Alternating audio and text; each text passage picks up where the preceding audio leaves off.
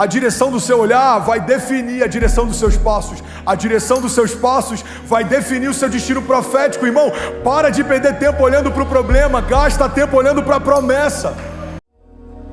Qual o lugar mais seguro que eu posso estar, pastor? Correndo riscos com Deus. Hebreus 11, Galeria dos Heróis da Fé. Não tem nenhum deles que foi poupado de enfrentar batalhas, mas também nenhum deles foi esquecido pela história. Tem uma galeria falando sobre o que eles viveram com Deus. O melhor lugar numa tempestade, onde é? Jesus. Pedro estava fora do barco, mas ele estava melhor do que os discípulos que ficaram nele. Num lugar deserto, qual que é o melhor lugar para estar? Com Deus. Ele prepara uma mesa no meio do deserto.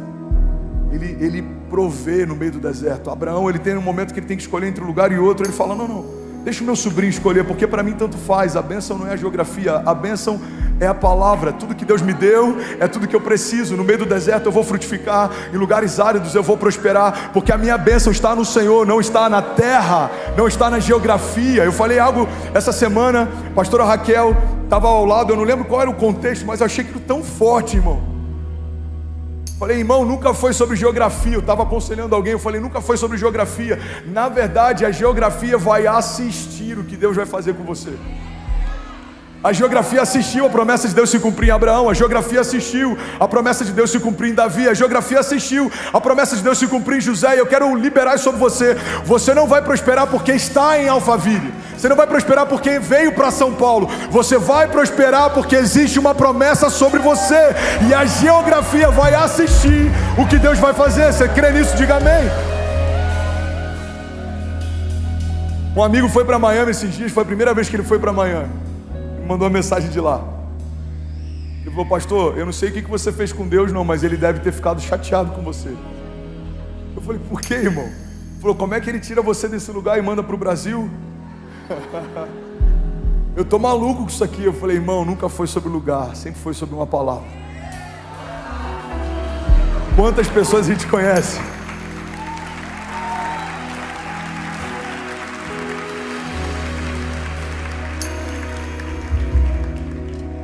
Quantas pessoas a gente conhece? Moram num lugar incrível, mas não se sentem plenos. Quantas pessoas estão enfrentando o vazio de terem conquistado tudo que acharam que ia preenchê-lo, e quando chega lá fala, não é sobre isso. Quanta gente cansada correndo atrás do vento. O Evangelho não é sobre uma geografia favorável, irmão.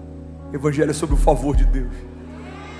O Evangelho não é sobre uma economia favorável. O Evangelho é sobre o favor de Deus.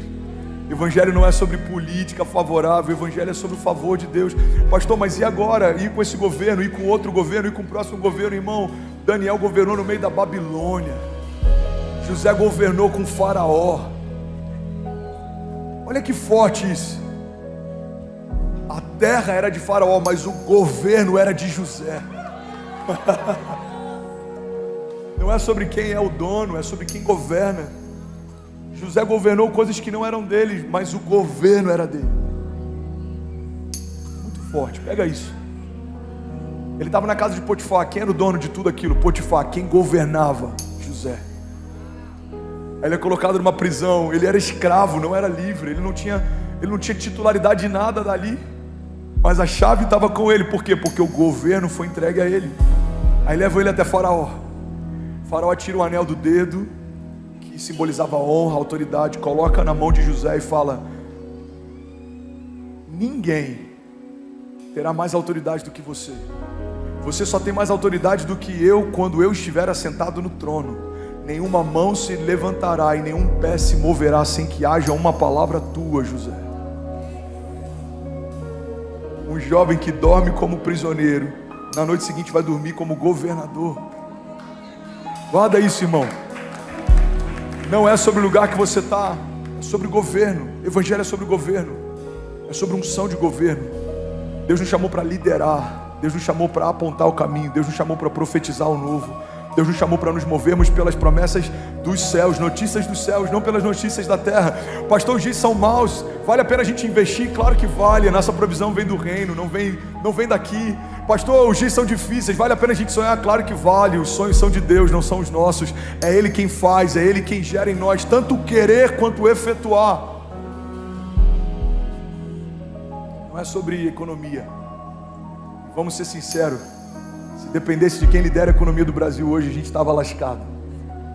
Independente de política, se você for analisar os critérios técnicos, a gente tem 4 anos aí para apertar os cintos. Tem gente que não sabe nem o que fala, ocupando lugares que são uma coluna vertebral na história de uma nação. Mas por que eu creio que esse ano já é o melhor ano da nossa vida? Porque a nossa provisão vem do Jeová Jireh, o Deus que provê, não vem de homens, nunca veio. Você crê nisso? Você recebe isso? Aleluia, aleluia, aleluia. Eu tenho 10 minutos para terminar essa palavra. Alguém consegue ouvir essa palavra por mais 10 minutos? Alguém está recebendo algo de Deus?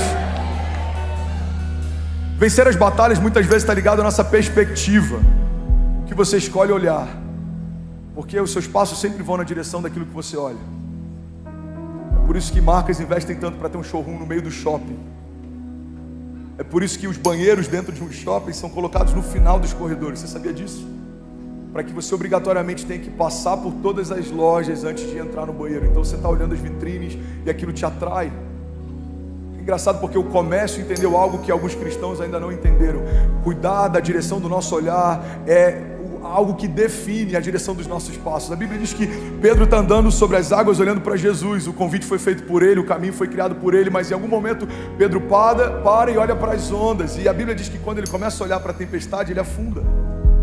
A direção do seu olhar vai definir a direção dos seus passos. A direção dos seus passos vai definir o seu destino profético. Irmão, para de perder tempo olhando para o problema, gasta tempo olhando para a promessa. Os problemas são grandes, mas a promessa é maior. Os problemas são desafiadores, mas a promessa é mais gloriosa. Os problemas vêm contra mim, mas a promessa está sobre mim. Os problemas tentam me parar, mas o Senhor é o meu refúgio. Os problemas são assustadores, mas o meu Deus é glorioso. Ele é belo, Ele é bondoso. A sua bondade e a sua misericórdia duram para sempre. Os problemas são assustadores, mas as promessas são gloriosas. O salmista diz: eu elevo meus olhos aos montes, de onde vem o meu socorro? Naquela época, o contexto em que Davi fala isso tem um significado, é até mais poderoso do que talvez algumas pessoas aqui imaginem. Ele não está dizendo que não tem socorro nenhum, ele olha para o alto dos montes e ele lembra que Deus é socorro. Não é isso que ele está dizendo. Naquela época, no alto dos montes, eles colocaram imagens de vários deuses pagãos. Então Davi, quando ele diz: quando eu levo meus olhos aos montes, de onde virá o meu socorro? Ele está dizendo que tinham várias opções. Ele está dizendo: existem várias opções de socorro. De onde virá o meu socorro? E aí ele reafirma: o meu socorro vem do Senhor, que fez os céus e a terra.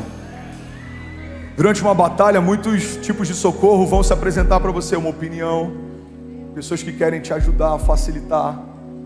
Mas a verdade é que a única coisa que pode socorrer você é o Senhor que fez os céus e a terra. Quem socorreu José, quem socorreu Davi, quem socorreu Pedro, quem socorreu Jesus, quem vai socorrer você é quem fez você. Só quem te viu completo sabe o que está faltando quando te vê em cacos. Só quem te fez completo sabe o que você precisa. Você está comigo? Diga amém. Então a perspectiva ela é fundamental nas batalhas. O lugar para onde eu olho define muito dos meus passos. O lugar para onde eu coloco o meu olhar. Eu preciso olhar mais para as promessas do que para os problemas. 2 Reis 6,14 fala sobre uma história que eu acho incrível. Um rei está tentando vir contra o povo de Deus, e aí todas as vezes que eles fazem planos, Deus vai lá e revela para Eliseu, para o profeta: olha, eles estão vindo por aqui, não vá por aqui. Eles estão vindo por lá, não vá por lá. E aí chega um momento que esse rei ele fala: não é possível, a gente deve ter alguém que tá no nosso meio infiltrado. E aí um soldado fala: não, rei, nenhum de nós tem traído você, mas existe do outro lado um homem de Deus, e ele ouve os céus, e tudo que a gente vai fazer, Deus revela para eles. Então esse rei ele fala: então reúne todos os homens, todos os carros de guerra, e vá contra esse homem. Eu quero que vocês matem esse homem de Deus. E aí sabe o que acontece? Acontece o que está escrito em 2 Reis 6,14. Um momento histórico que vai fazer sentido para alguém aqui, pode mudar a sua história. Você está comigo? Diga amém. A Bíblia diz: esse rei então enviou para lá uma grande tropa com cavalos e carros de guerra, e eles chegaram de noite e cercaram a cidade. Então o servo do homem de Deus levantou-se bem cedo pela manhã, e quando saía, viu que uma tropa com cavalos e carros de guerra havia cercado a cidade. Então ele exclamou: ah, meu senhor, o que faremos? O profeta então respondeu: não tenha medo, aqueles que estão conosco são mais numerosos do que eles.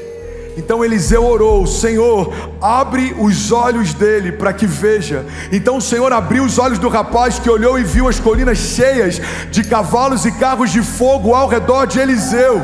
E quando os arameus desceram na direção deles, Eliseu então orou ao Senhor e disse: Senhor, fere esses homens de cegueira. E então ele os feriu de cegueira, conforme Eliseu havia pedido. Alguém pode dizer glória a Deus por essa palavra?